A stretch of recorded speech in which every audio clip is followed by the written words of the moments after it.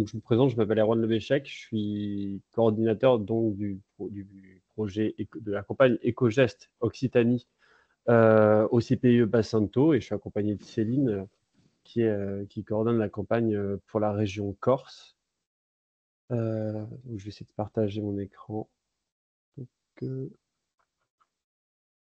voilà.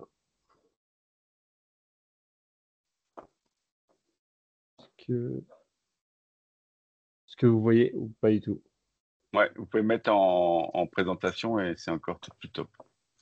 Tac, comme ça. En bas à gauche, là, Et vous voyez ou pas? Parce que moi je suis en en bas à mode droite. Ouais, on voit, présentation. ouais, ouais. Enfin, c'est en mode présentation ou pas du Non, tout? c'est pas en mode Non, non, non, c'est pas en présentation. mode Ah, présentation. eh ben, je ne sais pas comment faire. Oui, on voit. Si Ouais, je fais tu sais, il faut que tu ça. cliques en bas à côté du moins le petit truc projeté. Ouais. Et je l'ai mis en mode présentation, juste enfin, ça ne se partage pas. Tac. C'est pas le bon écran, je C'est pense bon. qu'il est sélectionné, en fait. Est-ce que c'est bon comme ça? Nickel. Oui. Super.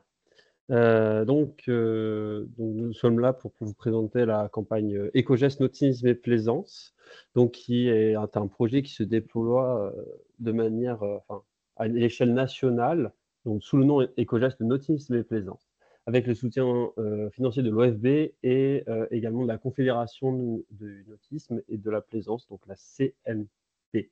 C'est la version nationale d'Éco-Gestes, de ce qui rassemble Éco-Gestes Méditerranée et Éco-Gestes Manche-Normandie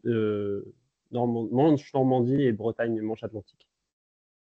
Qu'est-ce que c'est que la campagne Éco-Gestes? C'est tout d'abord une campagne de sensibilisation et de communication engageante. Donc, ce sont des ambassadeurs qui vont aller sur les ports tout au long de l'été, le long des pontons, pour engager une discussion avec les plaisanciers et les plaisancières, donc sur les ports de la façade méditerranée, mais également de la façade atlantique, au moyen d'une communication engageante, sur laquelle je reviendrai plus tard.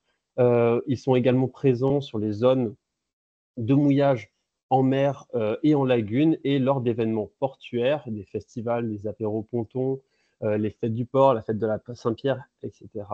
Ils sont présents avec donc des stands de sensibilisation de l'impact. En fait, le cœur de cette campagne, c'est la sensibilisation des plaisanciers à leur impact environnemental, au travers donc de gestes qui peuvent être mis en place pour réduire cet impact. Donc là, en bas, je vous ai mis les top 3 des engagements qui sont pris à la fin souvent des entretiens, donc de l'année dernière. Ça va être, par exemple, respecter plus amplement la vie marine, respecter les herbiers de Posidonie grâce à un ancrage respectueux, soit avec des moyens d'ancrage écologiques, soit tout simplement en mouillant dans des fonds sableux, et en utilisant également des produits d'origine naturelle qui ont un impact moindre sur le milieu. La communication engageante donc, est mise en place à travers d'un entretien donc, avec les plaisanciers, au cours desquels ils vont répondre à plusieurs questions. Ça se fait plus sous la forme d'un dialogue que d'un questionnaire question par question. Et à la fin, lorsque toutes les questions ont été répondues, il y a un engagement de la part du plaisancier. C'est-à-dire qu'il fait un espèce d'état des lieux de ces pratiques, et est-ce qu'elles sont respectueuses de l'environnement, et il s'engage à s'améliorer sur une des pratiques dont on a vu le top 3 de la slide juste avant. Et à la fin de cet entretien, donc on lui donne un fanion pour qu'il soit reconnaissable et qu'il puisse reconnaître d'autres personnes qui se sont également engagées, ainsi qu'un guide pratique des éco-gestes, rassemblant des informations sur les différentes thématiques qui sont abordées par les éco-gestes en eux-mêmes, et des informations sur la biodiversité marine, sur la présence d'aires marines protégées et de la réglementation au sein de celle-ci. Les différents thèmes abordés lors de cette campagne sont très larges. Donc, il y a, comme je l'ai dit, l'ancrage avec un focus particulier sur les herbiers des Austères et les herbiers de Posidonie pour éviter leur dégradation. La gestion des eaux noires et des eaux grises, la gestion des déchets à bord, donc mettre en place le tri à bord, par exemple, et faire en sorte d'éviter les rejets, et également éviter le rejet d'hydrocarbures, avec le nettoyage des eaux de fond de cale pour éviter que des hydrocarbures soient rejetés dans le milieu naturel. Il y a également un focus sur la pêche et la plongée, et donc on en a parlé tout au long de ce groupe de travail, mais le carénage également, et donc le respect de la vie marine également. Un des derniers focus, et aussi très important, particulièrement pour la façade Méditerranée, c'est la gestion de l'eau et l'économie d'eau, notamment lors des nettoyages de ces bateaux. Afin d'aborder ces différents thèmes, nous avons développé une série d'outils, que ce soit donc, une fiche conseil que nous distribuons dans les capitaineries et dans les ports, des affiches. Donc on voit ici un exemple sur l'ancrage, le guide pratique dont je parlais. Il y a également des vidéos que nous mettons en ligne, nous avons mis en ligne sur notre chaîne YouTube, et qui couvrent une bonne partie des thèmes abordés dans la campagne. Également des outils de stand, donc pour alimenter les stands dont je parlais, comme le jeu du bateau, qu'on peut voir ici au milieu, et d'autres éléments pour reconnaître en fait les ambassadeurs, donc les personnes qui vont aller directement sur les ports ou tenir les stands. C'est aussi une campagne qui est très présente sur les réseaux sociaux. Enfin, pour notre partie, donc comme je disais, c'est une campagne qui va être présente aujourd'hui à un niveau national par sa présence sur la côte atlantique avec l'Éco-Gest Manche Atlantique qui commence cette année leur 2e année de campagne, et la campagne Éco-Gest Manche Normandie qui a tout juste commencé sa première campagne. Du côté Méditerranée, Éco-Gest est donc composé d'Éco-Gest Occitanie, Provence-Alpes-Côte d'Azur et Corse, qui sont présentes sur le littoral méditerranéen depuis 7 ans maintenant, depuis 2017. Les structures ambassadrices donc, qui vont travailler de concert avec nous afin de sensibiliser les plaisanciers et figurent ici sur la slide à gauche. Ce sont elles qui vont envoyer donc leur personnel, nos ambassadeurs, directement sur les ports de Méditerranée et d'Atlantique. Je te laisse pour la suite, Céline. Ouais, merci. Donc effectivement, Éco-Gest, c'est des ambassadeurs, mais c'est aussi des collectifs, avec notamment, vous voyez, pour la Méditerranée, un certain nombre de logos. C'est également le cas pour la Manche Atlantique et Éco-Gest Manche, c'est-à-dire avec à la fois dans ces comités les ambassadeurs qu'on a vus précédemment, mais également des financeurs, des partenaires un petit peu plus techniques, etc. Donc c'est vraiment l'objectif de rassembler autour de nous des personnes compétentes et de pouvoir échanger sur ces sujets. Voilà, c'est aussi du coup une force. Donc là, on vous a pris un exemple en Méditerranée, puisqu'on est un petit peu plus implanté maintenant que les 2 autres qui démarrent plus récemment. Mais voilà, c'est une force avec ces ambassadeurs, avec ces collectifs, qui permet de mailler vraiment le territoire chaque année. Avec, vous voyez ici représentée par exemple la carte des éco-plaisanciers, donc des plaisanciers qui souhaitent s'engager, puisque comme vous a présenté tout à l'heure Erwan, à l'issue de l'entretien, on leur propose de s'engager sur un geste ou 2, et on leur propose également de s'identifier par rapport à ce geste, de façon à renforcer à la fois leur impact et la visibilité. Donc on les voit, ils peuvent apparaître sur le site internet, et ils sont également reconnaissables avec le petit fanion sur les bateaux qu'ils affichent comme ça publiquement pour bien dissimuler. Et c'est vrai que maintenant, depuis l'unification en fait des différentes campagnes en 2017, on voit que le territoire est bien maillé sur la région, sur la façade méditerranéenne. Éco-Gest, c'est pas que de la sensibilisation. Effectivement, on fait de la sensibilisation. On vous a dit qu'il y a aussi une base de questionnaire. Et ce questionnaire et cette sensibilisation va être l'occasion de recueillir des données que vous voyez représentées là par les trois cercles concentriques, puisque effectivement tout part de l'entretien avec les plaisanciers, du nombre d'entretiens. Mais on va effectivement pouvoir collecter donc le type de bateaux qui sont utilisés, les gestes qu'ils font sur l'ancrage, les gestes qu'ils font sur les eaux noires. Excusez-moi. Et notamment, effectivement, on a, par exemple, par rapport au sujet des eaux noires qui était abordé tout à l'heure, on remarque qu'on a des différences entre certaines façades et effectivement, un geste qui n'est pas toujours acquis, d'utiliser les systèmes de pompage des ports, par exemple, dans les, dans les zones. Et ces données font également l'objet d'un recueil pour être diffusées à nos partenaires chaque année avec justement les différents gestes qui sont bien expliqués, les pourcentages qui ont été observés, etc. Donc c'est un gros effort de campagne, hein, parce que rien que sur Éco-Gestes Méditerranée, vous voyez qu'on est environ 27 structures ambassadrices. Voilà, on était sur 2308 navires qui ont hissé le fanion. Ça, c'est le chiffre, Erwan, tu me corriges si je me trompe, c'est le chiffre de 2023, hein. Oui, c'est bien ça. C'est ça, voilà, donc 2023 personnes qui ont non seulement accepté l'entretien, mais qui ont également pris des engagements avec voilà, un petit peu plus d'engagements pris, puisque certaines personnes s'engagent sur plusieurs gestes. Et ce sont des chiffres qui sont en augmentation un petit peu chaque année. Voilà.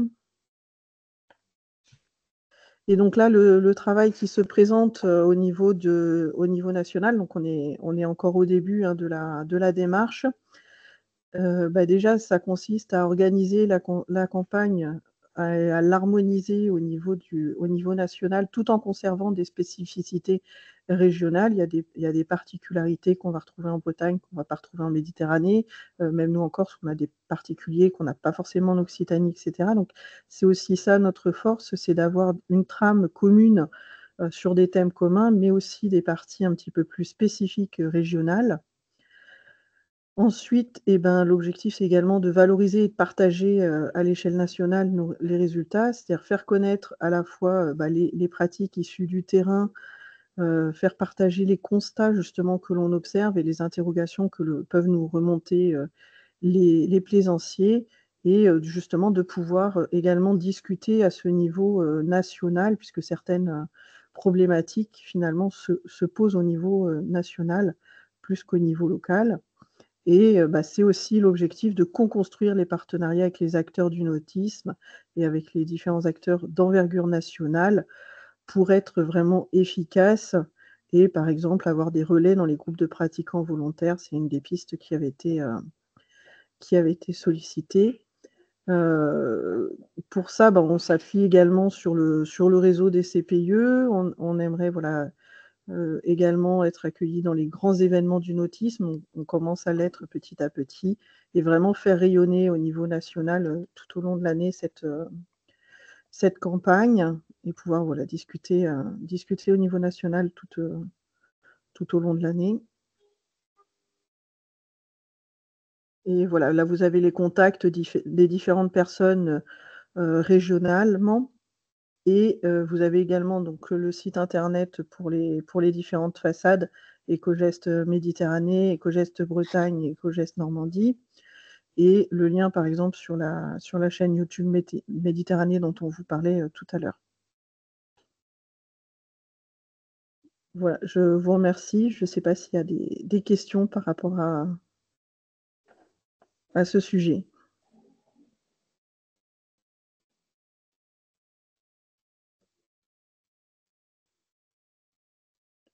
Merci pour votre présentation. Avec le micro, ça marche mieux. Oui, il y a quelques échanges donc sur le fil, sur le déploiement au niveau géographique.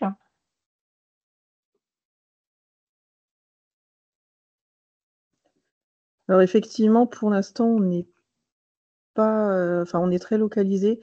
C'est également suivant les demandes. C'est pour ça qu'on essaye de travailler un peu avec les CPIE parce qu'on les connaît.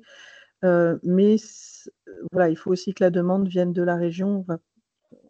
On explique et puis après, c'est les régions qui s'en emparent. Mais effectivement, notre objectif, c'est un petit peu d'étendre petit à petit ce sujet.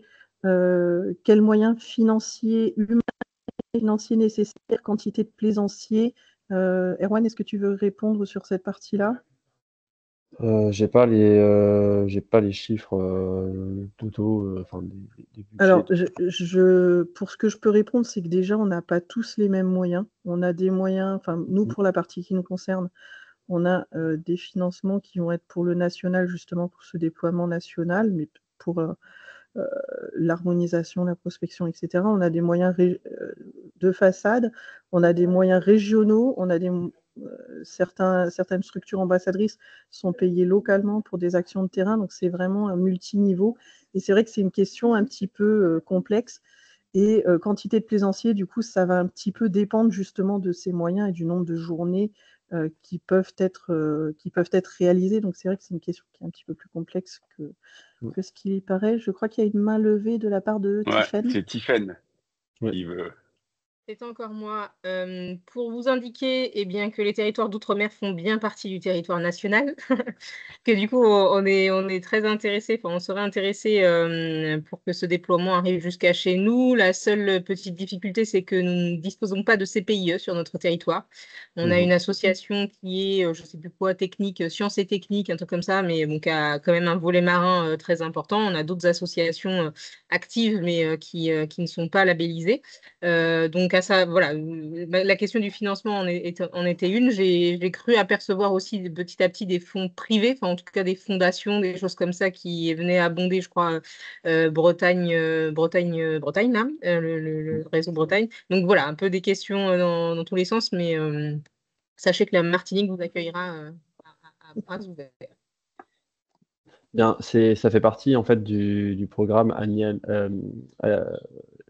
éco-geste national, pardon, enfin nautisme et plaisance, que d'essaimer en fait dans d'autres régions. Donc on a commencé par la Normandie et la Bretagne, mais en tout cas pour 2025, on réfléchira à élargir au moins à une autre région. En tout cas, c'est dans les axes de travail qui ont été mis en lumière. Après, Et voir. effectivement, oui, l'absence de CPIE n'est pas rédhibitoire. Il n'y a pas de on n'est pas du tout, ça c'est ça, très honnêtement, pour la Méditerranée, ça s'est fait comme ça parce qu'on se connaissait et qu'on avait des actions sur ces sujets-là, mais c'est pas Je voulais aussi glisser juste un mot que je n'ai pas forcément évoqué pendant la présentation parce que c'était plus l'aspect national, mais en Occitanie, on a également une campagne qui est déployée sur le nautisme fluvial, donc depuis 2021 maintenant. Mais uniquement sous forme de stand, pas forcément de maraudage. C'est aussi pour ça qu'on a des financeurs comme Voies navigables de France qui viennent soutenir Il y a nos Gwenala campagnes. qui veut. Ouais, Ouais, c'était pour merci Juan. rebondir là sur les Ouais. échanges. Effectivement, l'OFB a soutenu les SPIE de Méditerranée pour essaimer au niveau national. Après, les initiatives doivent bien venir des territoires et c'est les particularités du territoire au niveau des structures présentes et des modes de financement possibles qui vont permettre ou pas le lancement de ces campagnes localement. Donc ça doit être des schémas qui sont adaptables suivant les territoires et suivant les capacités financières des agences de l'eau qui ne sont pas les mêmes partout. Il y a peut-être aussi les agences régionales de biodiversité à mobiliser, peut-être les fonds d'intervention pour la mer, les DFM de l'OFB également, qui peuvent prendre le relais au niveau territorial. Donc il y a différentes modalités à prospecter. Après, je pense que le but justement de l'essaimage, c'est peut-être de montrer ce qui s'est fait déjà dans les différents territoires pour donner les idées, pour lancer la dynamique. Et après, chaque territoire s'empare de ces schémas-là et essaye de les adapter en fonction de ce qui est présent. Donc, c'est pas du tout rédhibitoire de lancer ça sur l'outre-mer, à mon avis. Et tu m'arrêteras, Céline, si je me trompe, mais en tout cas pour la Bretagne et la Normandie, c'était la Méditerranée qui s'était occupée de former les CPIE. Il y avait eu un axe de formation, non? Il me semble. voilà, oui, on avait, j'allais dire effectivement, on les accompagne, ces nouvelles régions qui se lancent, on les accompagne effectivement sur le technique en leur expliquant nous, nos financements et quelles pistes ils peuvent éventuellement solliciter, mais également effectivement sur la démarche, les outils, etc. Voilà, c'est une construction qui est accompagnée. Je vois qu'il y a une question sur Ouais. l'évaluation de l'efficacité de la démarche éco-geste.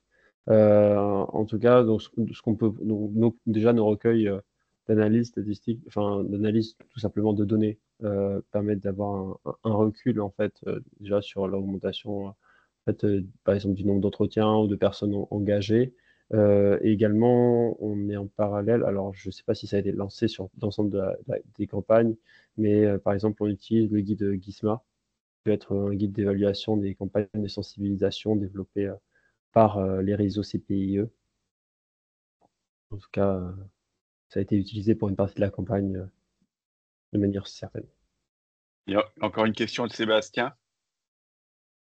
Ouais, non, en fait, c'était pour poursuivre la question que j'ai posée sur le chat, là, mais Gwenola y a répondu en partie. C'était le lien entre mes deux questions, finalement, comment on pouvait faire naître des initiatives locales. Mais oui, évidemment, ça dépend des initiatives, mais je ne sais pas comment ça s'est passé, effectivement, en Bretagne ou en Normandie, si c'est les régions elles-mêmes en tant que collectivité ou les URCPIE qui ont pris l'initiative, et forcément que tout dépend des coûts en face, du nombre de plaisanciers. C'était ça le sens de ma deuxième question, qu'on peut sensibiliser, quels moyens humains ça nécessite pour finalement sensibiliser X plaisanciers, quoi. Mais enfin voilà, mais Gwenola, tu y as répondu en grande partie, quoi.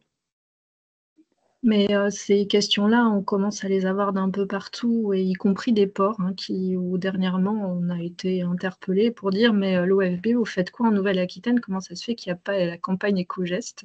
Bah, on peut pas, en national, on va pas pouvoir tout faire. Donc, de fait, ça serait bien que ça s'étende et que voilà, ça couvre l'ensemble des territoires. Mais je pense qu'il va falloir vraiment, peut-être que c'est à nous de susciter des choses aussi avec les partenaires, avec les agences de l'eau, peut-être entre CPIE aussi pour communiquer un peu plus largement là-dessus et que les gens s'emparent de ça. Je pense que sur la Normandie, il y avait Sentinelle de la mer qui était déjà présent. Peut-être que ça a favorisé aussi le fait que l'URCPE Normandie s'est emparé de l'outil éco-geste. Donc, il y a différents facteurs qui peuvent expliquer pourquoi ça a démarré plus vite sur certains territoires que sur d'autres. Peut-être qu'il va falloir accompagner un peu plus ceux qui ne sont pas encore en marche dessus. Donc, c'est à voir. Je vois que pour la Oui, région de ça Normandie, en répond. tout cas, Marie Fanco a levé la main. Peut-être qu'elle pourra apporter plus d'éléments de réponse sur comment la campagne s'est installée dans cette région.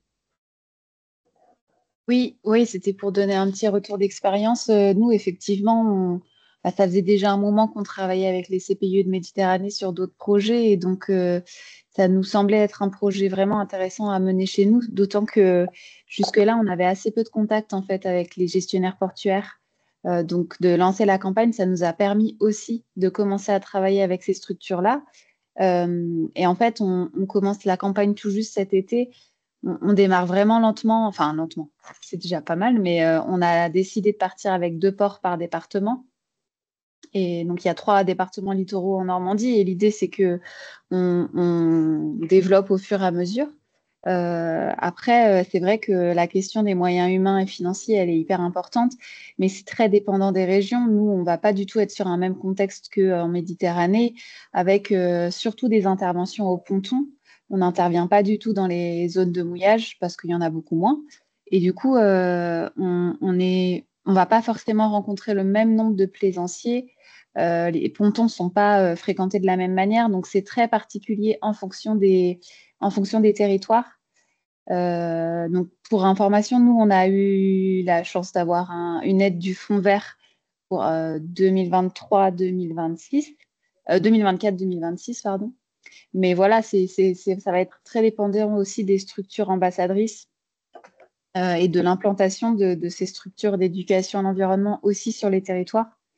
Donc voilà, par rapport à nous, notre retour d'expérience et sur l'accompagnement des CPIE de Méditerranée, on a également là aussi tout l'accompagnement sur les outils de communication. On va sortir notre guide pratique également à la rentrée, on espère, qui est vraiment basé sur celui qui a été rédigé pour la Méditerranée.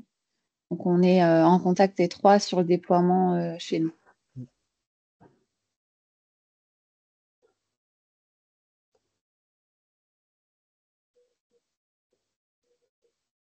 Ok, bah, il n'y a plus de main levée et plus de questions dans la conversation. Donc, bah, je vais rendre la main à Rachel.